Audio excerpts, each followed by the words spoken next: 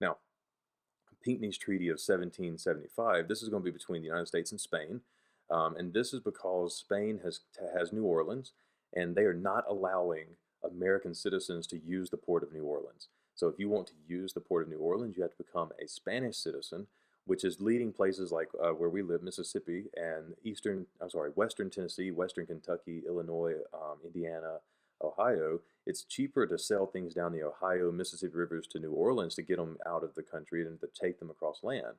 So if we don't have this agreement, then it's actually in the interest of people living in those places like Illinois, Indiana, Western Tennessee, Kentucky, Mississippi, or so on, to become Spanish citizens so that they can get things out of the port of New Orleans.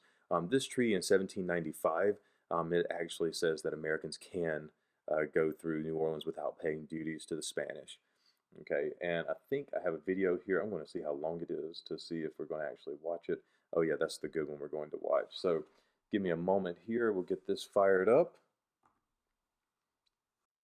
Look at Pinckney's Treaty, which, if you want to kind of think about it, it's the We Love Spain Treaty, because an important point to keep in mind, this treaty was a major diplomatic success for the United States. And keep in mind, this is a time when the United States is not having much success in international affairs. We have the French Revolution drama taking place, causing all sorts of problems with neutrality. We have Jay's Treaty, which, for those of you in the cheap seats, kind of just real the basics. Jay's treaty with England was a very unpopular treaty, and Pinckney's treaty in 1795 with Spain is going to be a very popular treaty. So let's take a look at what this thing's all about. Remember, we've been having some problems with España. You know, even during the Articles of Confederation, when we had a weak national government, Spain and England and other international powers were bullying the young nation. And Spain did so by cutting off access and use of the Mississippi River and would not allow the United States to deposit crops in New Orleans. And this is a huge problem because the Mississippi River is basically the highway for trade, and especially for farmers out west. There also was a problem with disputes over the boundaries between the U.S. and Florida. The Treaty of Paris, really, there was a disagreement between Spain and the U.S. about what the proper boundaries were between the U.S. and Florida.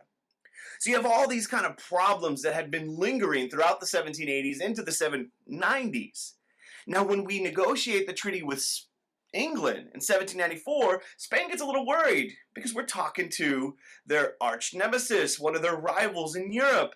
And Spain doesn't really want to see the US and England become cozy, so they become much more willing to negotiate.